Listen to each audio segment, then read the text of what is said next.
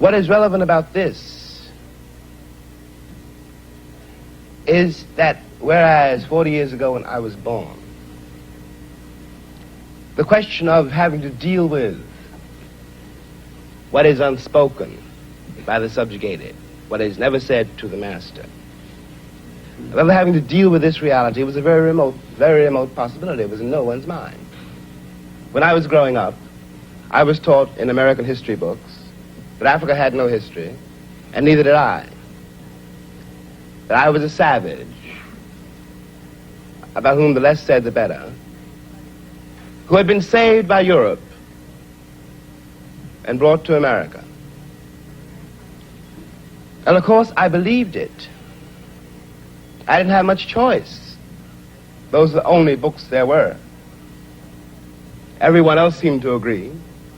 If you walk out of Harlem, ride out of Harlem, downtown, the world agrees. What you see is much bigger, cleaner, whiter, richer, safer than where you are. They collect the garbage. People obviously can pay their life insurance. The children look happy, safe. You're not. And you go back home. And it would seem then, of course, that it's an act of God, that this is true, that you belong where white people have put you. It is only since the Second World War that there's been a counter-image in the world.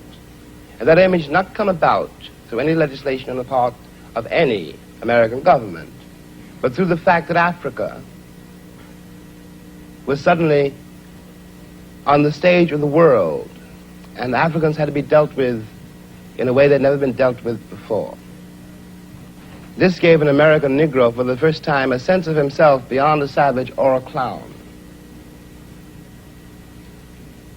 It has created, and will create, a great many conundrums. One of the great things that the white world does not know, but I think I do know, is that black people are just like everybody else. One has used the myth of Negro and the myth of color to pretend and to assume that you are dealing essentially with something exotic, bizarre, and practically, according to human laws, unknown. Alas, it is not true.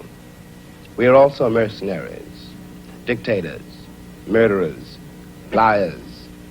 We are human too. What is crucial here is that unless we can manage to establish some kind of dialogue between those people whom I pretend have paid for the American dream and those other people who have not achieved it, we will be in terrible trouble.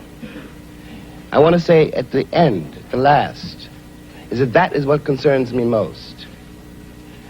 We are sitting in this room, and we are all, at least we like to think we are, relatively civilized, and we can talk to each other at least on certain levels,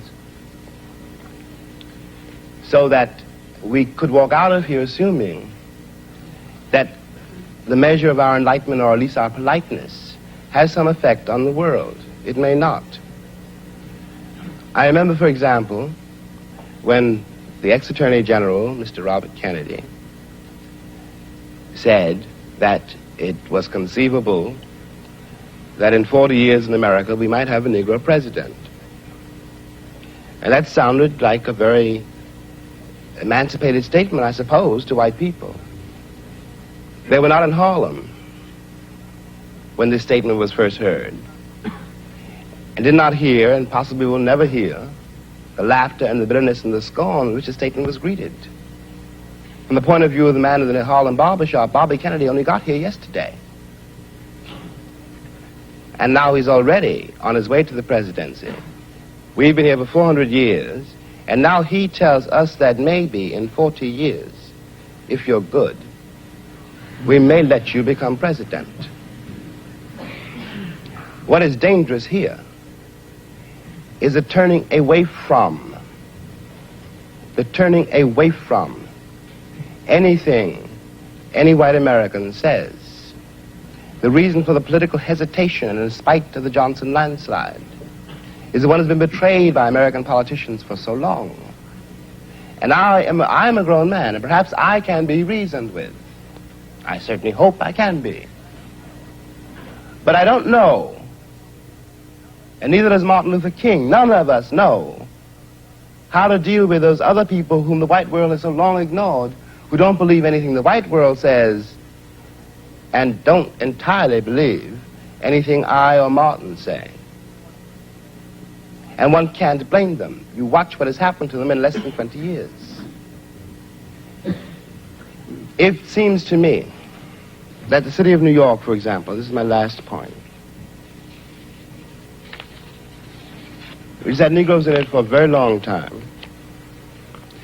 If the city of New York were able, as it has indeed been able, in the last 15 years to reconstruct itself, tear down buildings and raise great new ones, downtown and for money, and has done nothing whatever except build housing projects in the ghetto for the Negroes. And of course the Negroes hate it. Presently the property does indeed deteriorate because the children cannot bear it. They want to get out of the ghetto. If the American pretensions were based on more solid, a more honest assessment of life and of themselves, it would not mean for Negroes, when someone says urban renewal, that Negroes simply are going to be thrown out into the streets, which is what it does mean now.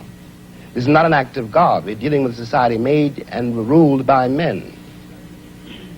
If the American Negro had not been present in America, I am convinced that the history of the American labor movement would be much more edifying than it is. It is a terrible thing for an entire people to surrender to the notion that 1/9 of its population is beneath them. And until that moment, until the moment comes when we, the American people, are able to accept the fact that I have to accept, for example, that my ancestors are both white and black, that on that continent we are trying to forge a new identity for which we need each other, and that I am not a ward of America. I am not an object of missionary charity. I am one of the people who built the country. Until this moment, there is scarcely any hope for the American dream, because the people who are denied participation in it, by their very presence, will wreck it. And if that happens, it's a very grave moment for the West. Thank you.